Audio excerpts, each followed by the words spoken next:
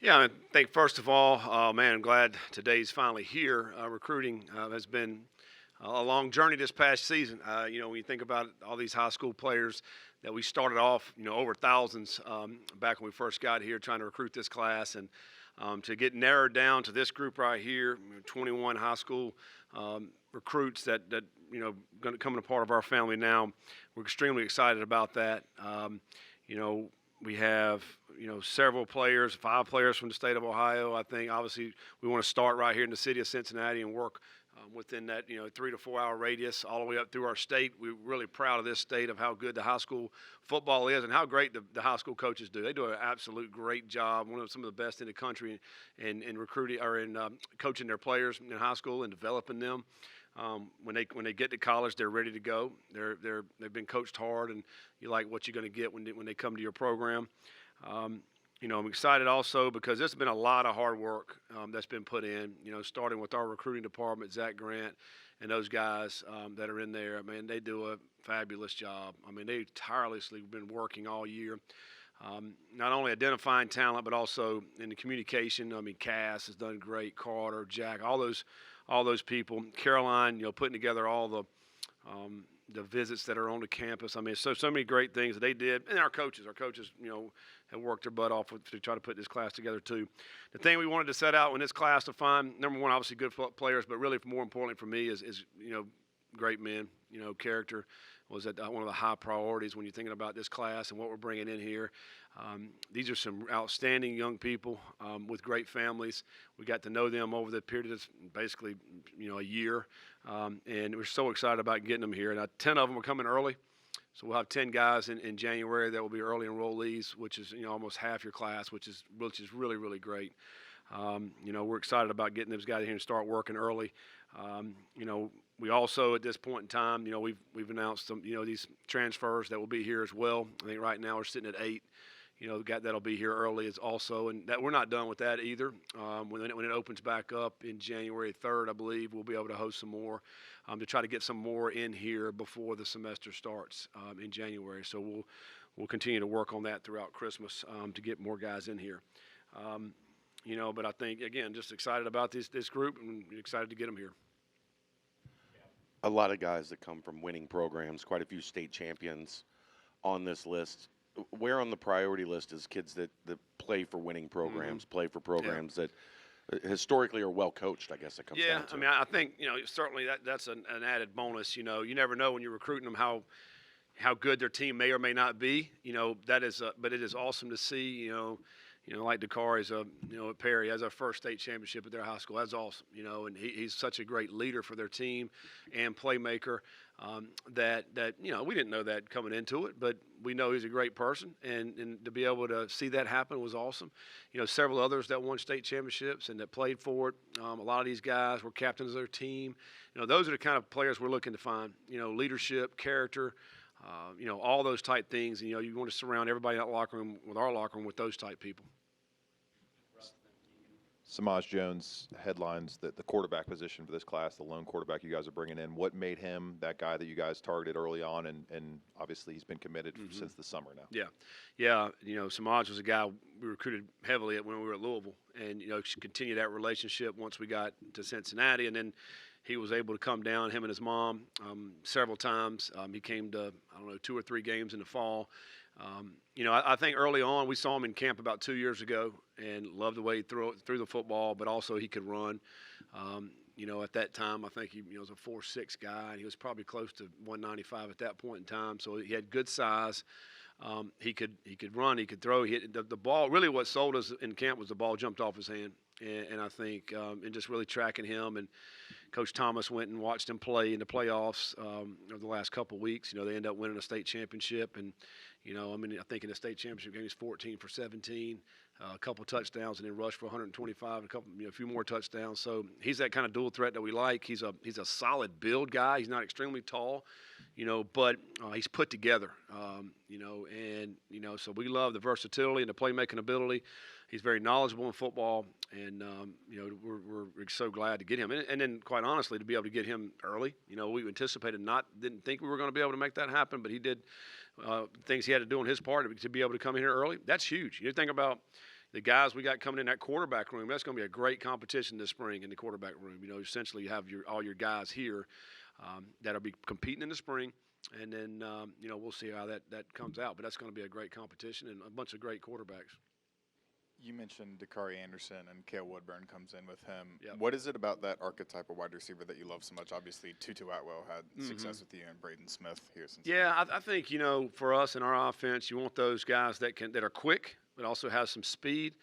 You know, Dakari's very solid. He's put together, you know, built, you know, like a Braden Smith. I think Cale's a little not as big, but it has some juice. You know, he can go. And so, you know, I think for that position there, we do so much, you know, as far as motions, the jet sweeps, the fly motions, but also we want those guys to be able to, you know, to knock the top off down the middle of the field. And so to be able to have those two guys that come in here and really gives us some more options.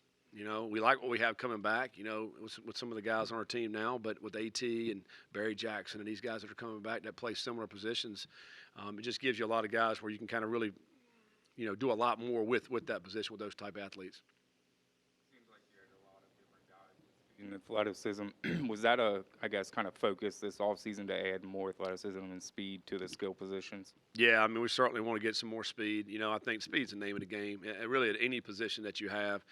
The other thing that I think, you know, that we looked to address is also a little bit, you know, with some length. You know, you think about, you know, Gavin Grover and Satterfield get tight end. I mean, those they're Big 12 looking like tight ends to be able to bring in here that have some great size, also with good hands and soft hands. You know, you think about some of the guys, the DBs, you know, with Zay Johnson, who's 6'3", you get some more length right there. You know, Willie Goodwin's 6'1". So, I mean, you know, those corners that have a little bit more length, like some of the guys we've had here in the past, that we you know, you love to be able to have that, but also that athleticism and speed. I mean, you have to be able to have that speed. You're really excited. Marquez Parker is a guy who we think's, you know, got great size and quick twitch. You know, I think he came to camp for us last year and really put on a show. And he got coached hard by Coach Stu, and then, you know, but at that size, being able to move like he does, man, we're excited about getting him as well. But so there's a lot of things in this class that you're excited about. And with the speed and the size and really addressing a lot of the needs that we had on this team that we need to continue to build out. A big emphasis on the defensive backs and some longer-looking guys there. How does it help you when you can say, you know, Sauce Gardner played here, Kobe Bryant played here, and here's a guy that coached X amount of NFL dudes? Yeah, no, it's, you know, great points. I mean, we certainly use those guys that guys have played here, that had great careers here, that have gone on to be some of the top DBs in the National Football League. And, you know, and then Coach Combs has been a guy who's coached, you know, first rounders. He's coached in the NFL. He's seen what it takes to get those guys to that next level. Did a great job recruiting these guys. And, you know, these guys, they have a lot of promise. You know, obviously we wouldn't assign them if they didn't. You know, now it's up to us, them and us, when we get here to continue to develop them. They do have the traits that we feel like it takes to be a very successful defensive back, you know, but now at this point, like, listen, how much stronger can you get and faster can you get with the size that you have to be able to come in here and have a huge impact in the defensive back room. Dan Jones really flashed there at the end of his high school recruiting. Well, you talk about the defensive backs, just talk about what he brings to the table. Obviously the skill and the length is there. Just talk about what he brings to the table a little bit more. Talking about Daniel James? Daniel James. Yeah, I mean, number one, awesome family, awesome kid. I mean, he's just, you know, really what you're looking for character-wise. You know, comes from a really good high school program there. I mean, it's like a small college. I mean, these guys are, you know, competing at a high level just within their school as well as the teams they're playing. But very athletic. You know, here's a guy who ran track and runs track, and he does a great job of that. One of the better track runners there is in the state of Georgia. And you take that athleticism and with his size and the way he can move and flip his hips. I mean, we feel like, man, is a really good player that has versatility. You know, he's a guy that can play corner, he can play safety, and play nickel. There's a lot of things he can do, and with that versatility, with that size and speed. So he'll be one that, you know, you can't wait for him to get here so you can start, you know, looking at him and figuring out where exactly you want to use him. Brendan Sorsby, you made a target pretty quick. Once he entered the portal, he was here that first week. How important was it to get him into the fold as quickly as you did, and then what do you foresee his impact on the program right away? Yeah, we thought it was, imperative to get that done quickly. You think about all the stuff that's been going on the last 2 weeks with quarterbacks. It's kind of been crazy to see, particularly some of the guys that jumped into portal and starters, and then, other players that have played a lot of football. And, what we loved about him was the fact that he was young. He hasn't played a lot of football. But he did play the last half of the season, started and did some really, really good things. We like the fact that he's a big player. I mean, 6'3", 230. He brings great size. So in the pocket, guys that are trying to push the pocket or even maybe getting a hand on it, he's not easily swayed in the pocket. He's going to be able to stand strong in that pocket and still make those throws that you have to make down the field. And sometimes you're getting hit, and he showed that on film. He also, at that size, he also showed the ability to get out of trouble and also to run the football. And, he's not a runner, that's like a Cunningham that we had at Louisville that can really fly, but he's a powerful runner that is able to get first downs and touchdowns, and he showed that as well.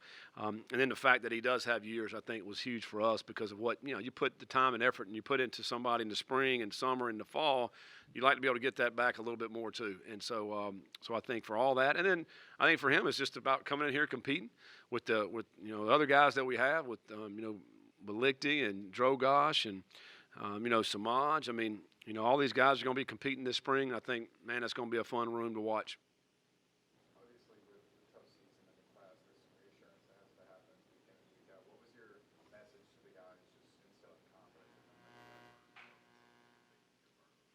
Yeah, I mean, I think for us, number one, we get in here last year, get hired about this time, and it's hard to put together a class because you just got here, you're trying to build your staff out, you don't have a recruiting department, I mean, all those things, and so this is really our first true class when you think about having a full year to put this class together and to get the kind of players that we feel are going to come here and help us compete for championships, and so that's the thing that you're selling. That we're putting together a great class. We got some really good transfers that come in to help. We're keeping the core unit of our team on this past team that did some great things, some great leaders. And so you put all that together, then it gives you a great opportunity and a great chance. And I do think that there were some games, we all know this last year, where it could have went either way, probably about 4 or 5 games, and we didn't get it done. And I think part of that, which we've talked a lot about, is discipline and the character piece and all those type things. And I think we're addressed that with these guys, and that's what we sold to these guys, is that, hey, you're the kind of guys that are coming in here to join with our guys here that have great character, that want to work hard, that want to do all those things right to help get us to where we're very competitive and we're winning Big 12 games. And so they wanted to be a part of that. And and again, we're so excited that they wanted to be a part of that and to be able to join our program. Staffers that were at Ohio State, so obviously they had knowledge of Pryor and Stokes. Safe to assume those are guys you're going to be looking to play right away. Yeah, I think Pryor's a guy who had an injury 2 years ago. Really came back this year and was healthy. But I think it's the second year after an injury like that is when you really can excel. You're back to your old self. If you go back and watch Evans' high school stuff, it's tremendous. He's one of the best backs in the country coming out. So I think he'll be a great addition, to go along with Corey.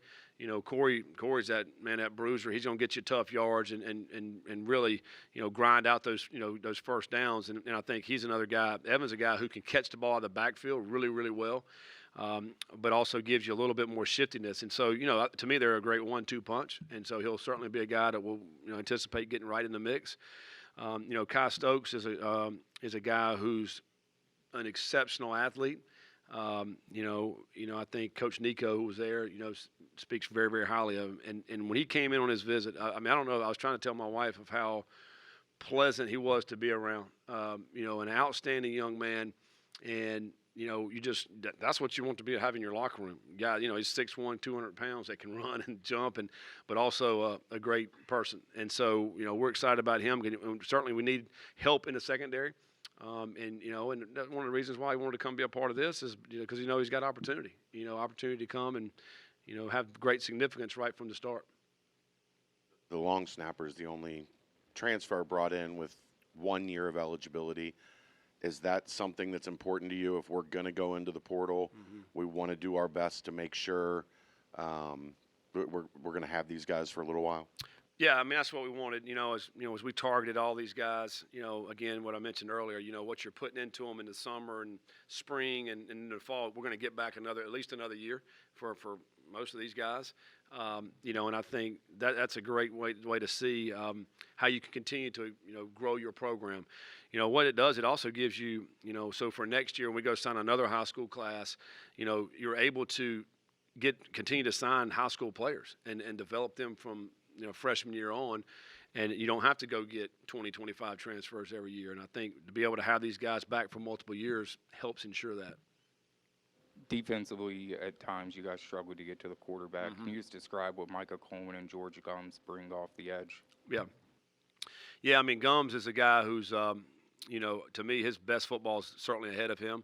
He was a guy who just started D-line last year, but has great twitch and speed and length coming off the edge.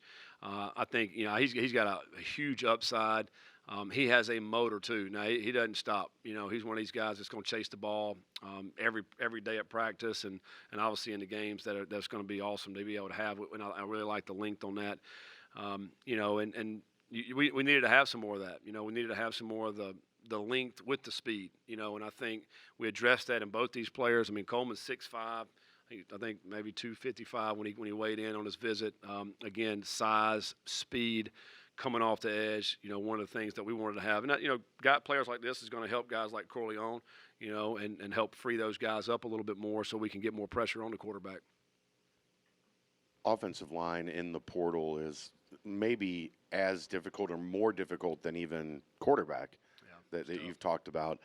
Is that why it's so important to go and find an Aiden Pastoriza, a Zach Clark, guys with that requisite size? Maybe you need to put a little bit more weight on them, but you have to develop tackle instead of trying to buy it. You do, because in the portal, number one, there's not as many linemen that go in, and if they do go in, particularly if they have some years, then they're sought after. And I think to being able to homegrown your offensive line, because it is a developmental position. Everybody knows that.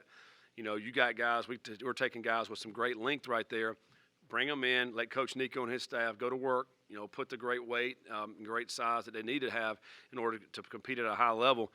But those guys have huge potential. When you think about 6'7", 6'6", I mean, these are good guys with good length to be able to tackle. Tackle is probably one of the hardest positions to recruit in football, and to get quality young men. And these guys, I think they have tenacity. They get after it. They can move. But you mentioned it. We'll put the weight on them. I mean, they got a great frames to be able to put the weight on there, and we're hoping they'll develop into being our starting tackles for years to come. Look at the expansion of the playoff from 4 teams to 12 teams going into this season. Have you noticed that, as your staff noticed that at all, helping kind of mid-power conference schools like UC trying to build their way up? Is that helping you guys at all? Are you noticing that, or is it still kind of too early to tell? Well, I mean, I think it's still a little too early to tell because we haven't done it yet, But I think we all know in the back of our minds, all right, there's going to be more opportunity and more chances to get into that final 12 to be able to play for it all, and which I think is a great thing. I think it's for a lot more schools now, it's not just the 4 schools or at the end, 4 or 5 guys fighting for those 4 spots. And now, there's teams that are going to be able, you can stump your toe once, maybe even twice, and still be in that final group of 12. And so, but I love the opportunity that it gives all the programs in a program like ours to be able, if you have a special year, then you're going to have a great opportunity to go in that final 12. And that's going to be exciting to see. Position's been a big deal for you guys. Can you tell me about Sanks stepping in there and where he fits? Yeah, Sanks is number one a great leader. He's a great leader in his high school and went to an outstanding high school, very competitive school there. And he is one of the guys in the backfield that can make all the calls. He can direct people. Very smart football player. Has good size. Not as much length maybe as some of these other DBs that we have, but he brings a very physical presence, and he'll stick his head in there and make some great tackles. But I love his leadership, and I love his the way he handles himself on a daily basis. And I think certainly he'll be that guy that can stop the run, but also defend the pass at that star position. When you look at this freshman bunch, most times it's considered like the freshmen are going to redshirt. Is there a plan with this group, even if it's special teams, that maybe some fast tracking to get them ready quicker than normal? I think we'll be surprised, because I've always am. You know, when you bring in a class like this, there's certain guys in this class I think maybe this guy needs to develop a little bit, but then when he gets here, you're like, oh no, he's going to play. You know, so that's one of the fun things I think is for coaches is to be able to bring these guys in. Particularly now we'll have 10 of them that'll be here in spring, so we get to see that. And then in the summertime we'll get to see the rest of those guys. But I feel like that, the days of, hey man, you're all going to redshirt, we're done with that. I feel like, there's going to be a bunch of these guys that will be playing for us next year.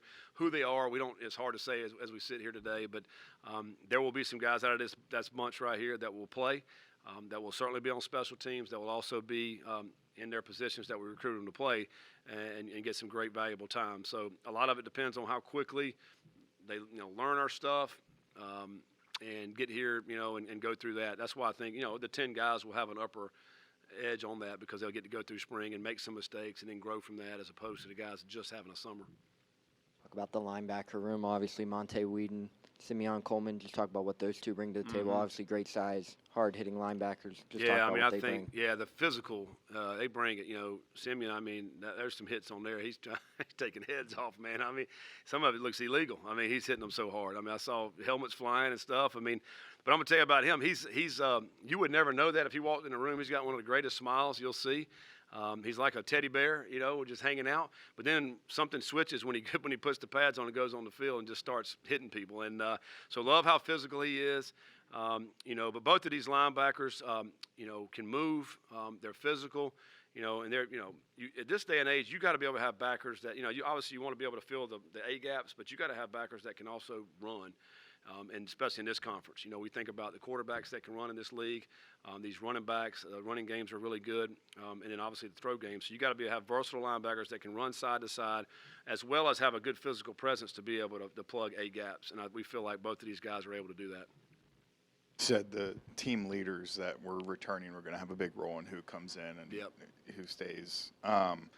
What have you seen them react to this whole process, and how kind of motivated do they seem and going into next season? Yeah, they're excited about adding guys to this. As you think about the transfers that are coming in, we had several of our guys. Some of the guys we had in the press conference the last time we were in here were either ate dinner, hung out, they were with them, and they sign off. We're not taking any of these guys unless they say yes, they're one of us. And so it just tells you how much they're involved in this football team and how much they care.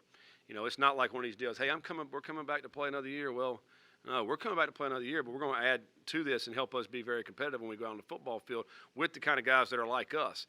And so, I think they're excited, they're pumped. They're ready to get back and go to work. Our guys, Corleone and Connor were just in my office just then and just finished working out. Here, we're basically in a break right now, and they're just over here working out. So they're eager and they're hungry to get back here in January and start going back to work. The recruiting calendar has changed so much. Most of high school recruiting, it feels like your commits are done by June and July. In the old days, 4 years ago, which was an eternity, high school tape was really important because a lot of decisions weren't made, at least until halfway through the high school season. How important is still watching that high school tape and making sure that your evaluation is on track, as opposed to just getting them in the fold and not worrying about it? That's a great point. Because the way it is now, everything is sped up so much in recruiting. You're basically recruiting off sophomore and junior film. Now, guys that peak as a sophomore, that's not what you want. You want these guys to continue to get better and better each and every year and to continue to develop. You don't want guys that are tapped out by the time they get to college. So we did. We watched all these guys' senior tape, as we went through, and most of them were committed early. But we still go back and we watch their tape, and we'll even talk. We talk to them all the time, so we'll critique and tell them, hey, listen, you need to do this better. You look at working on this right here or whatever. And so you're coaching them already, really, and then you're not even here yet. But I do think high school senior film is very, very valuable film because you can tell exactly where they are and where they're trending. But we don't have the luxury to wait for that anymore. Because if you think about it, if we waited until senior film and we started trying to get some guys, they're all going to be committed. and it's going to be hard to get them. And so you have to go early. You have to do a great job. And I think that's where our recruiting department was starting with Zach and the rest of his guys. You have to have outstanding people to be able to do that because they have to identify and see and learn and grow, all the things that it takes to be a really good college player at an early level. You know, we think about sophomore and junior film. And so our guys have done a great job, and I really appreciate all their hard work to be able to put this great class together, and can't wait to get started. All right, thanks, guys.